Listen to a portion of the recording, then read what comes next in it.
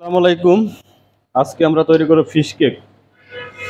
শুরুতেই আমি এখানে 3 কেজি মাছ নিয়েছি কিমা করে। ডোরি ফিশ আছে 1.5 কেজি, কোরাল ফিশ আছে 1.5 কেজি। কাটা ছাড়া মাছ কিমা করে রাখা হয়েছে এখানে। আর এখানে নেওয়া হয়েছে গার্লিক, এটা হচ্ছে বাংলা আদা, এটা থাই আদা, স্যালারি স্টিক, আর এটা হচ্ছে থাই গাছের গোড়া। এই সকল কিছুই হালকা হিটে একটু ভাজতে হবে।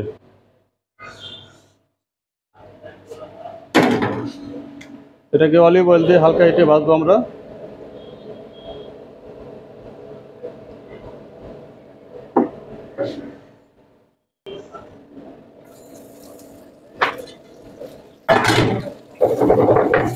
এইভাবে ভেজে নেবেন সবগুলো মিক্স করে একসাথে।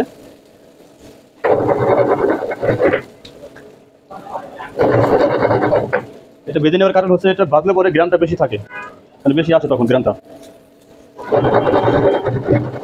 কারণ কাঁচা মাছের গ্রাম থাকে অনেকে দেখা গেছে পছন্দ করে না, এর জন্য এগুলো ভেজে দিতে হয়।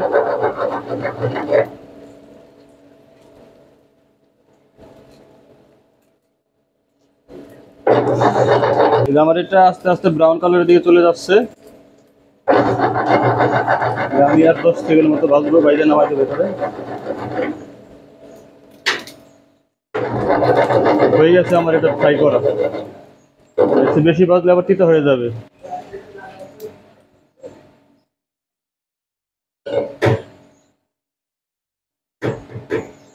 এখন আমি এটাতে ব্লেন্ডার করবো, মানে ঠান্ডা হয়ে গেছে আমার এটা। ঠান্ডা হওয়ার পরে একটা ডিম দিয়ে দিলাম। এটা পরে একটু ডিমের সাথে আমি একটু হাফ চামচ মাস্টার পেস্ট, যদি আমার প্রয়োজন হয় পরে আমি দিই আবার।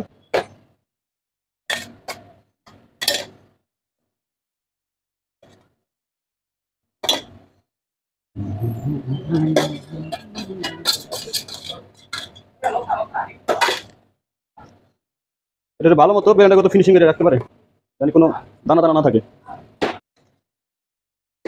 যেটা ব্লেন্ডার করে নিয়ে আসছি, ফিনিশিং করে নিয়ে আসি একেবারে।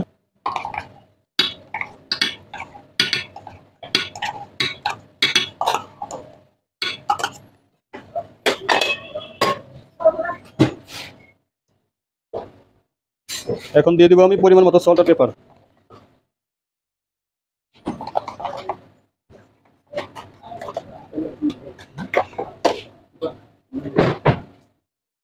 এটাকে ভালো মতো মিক্স করতে দেবো।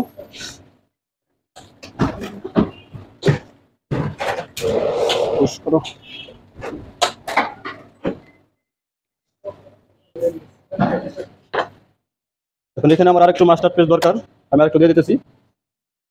আমি হাফ চামচ দিয়ে দিলাম। আর এখানে আমার একটা লেবুর অর্ধেক লেবুর রস আছে, এখানে রসটা দিয়ে দেবেন পুরোটা। টেস্ট করবো পরে ঠিক আছে কিনা টেস্ট আমার। অবশ্যই এটাকে ভালো মতো মিক্স করে নেবেন।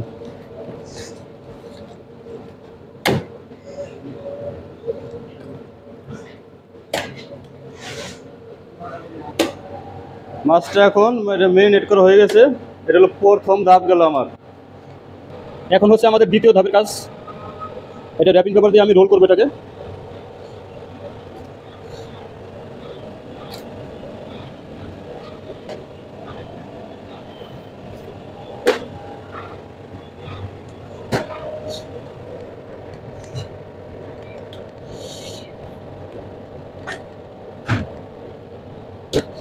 এইভাবে একটু সরাই নিতে হয়, সরাই তারপরে রোল করবো আমি এটা।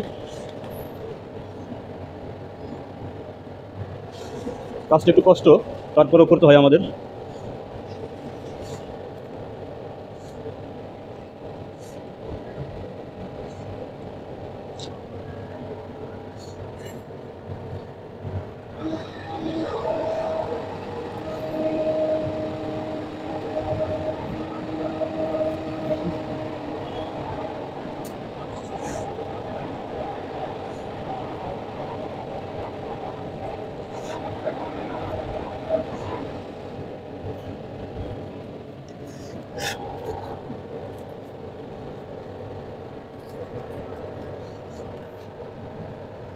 এইভাবে প্রতিটাকে রোল করতে পারো, যতগুলো আছে আমি সবগুলোকে রোল করে নেবো এভাবে। এই গিটটা ভালো মতো শক্ত করে দিতে হবে জানি। পরের ধাপে যে কাজটা আছে তখন ছুটে না যায়।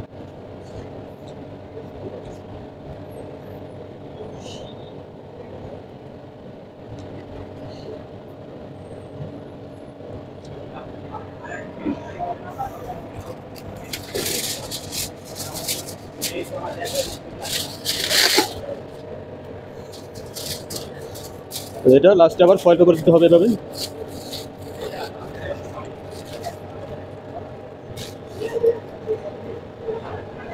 এইভাবে করতে হবে সবগুলা। এখন আমাদের দ্বিতীয় ধাপ কাজের শেষ পর্যায়ের দিকে। এখন এটাকে আমার বয়েল করতে হবে গরম পানিতে। আমি ছেড়ে দিলাম, 30 থেকে 25 মিনিট কুক করলে হয়ে যাবে।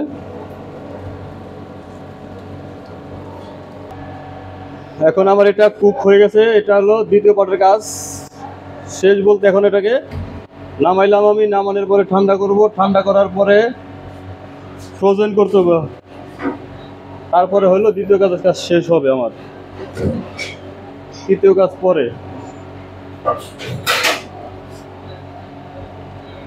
এই যে নামাই দিলাম। এখন আমি এটা রুম টেম্পারেচারে ঠান্ডা করতে হবে।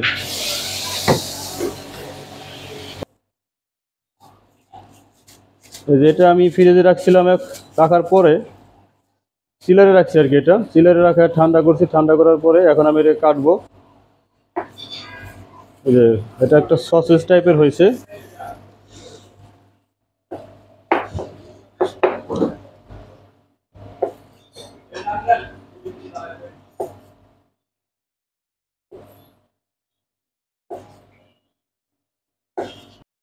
প্রতিটা রোল এইভাবে কাটবেন সবাই। এইভাবে কেটে 4 পিস করে এক পোর্শন। এটা হলো আমাদের দ্বিতীয় ধাপের কাজ শেষ।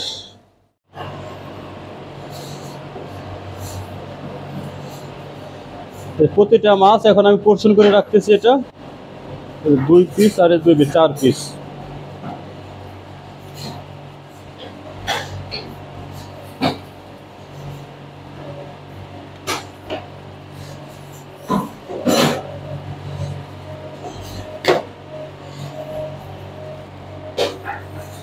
প্রত্যেকটাকে এভাবে পোর্শন করে রাখতে হবে। সকল পিসগুলো আমি এভাবে 4 পিস করে পোর্শন করছি। আমার যখন অর্ডার আসবে তখন আমি একটা অর্ডার বের করব আর কুক করে দিয়ে দেবো। এভাবে সবসময় রেখে দেবেন ফ্রিজে।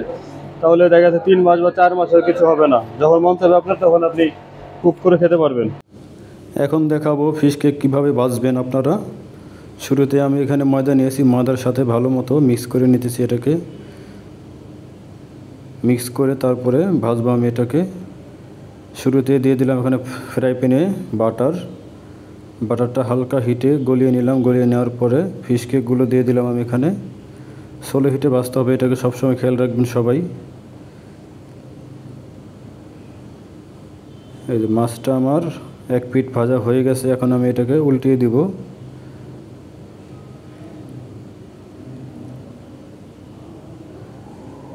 এই যে কী সুন্দর একটা কালার আছে। এই কালারে সবাই ভাজবেন। এরকম কালার করে সবাই ভাজবেন এটাকে।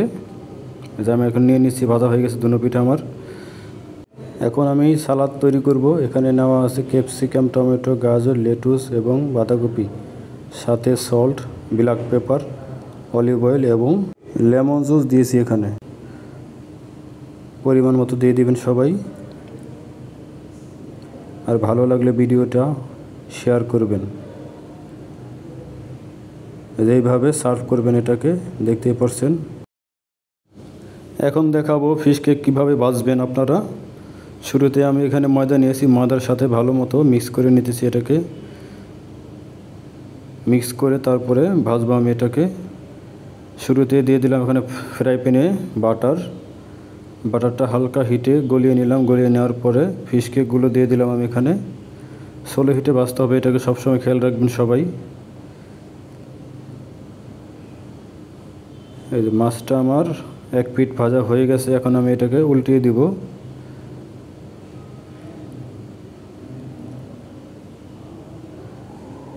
এই যে কী সুন্দর একটা কালার আছে। এই কালারে সবাই ভাজবেন।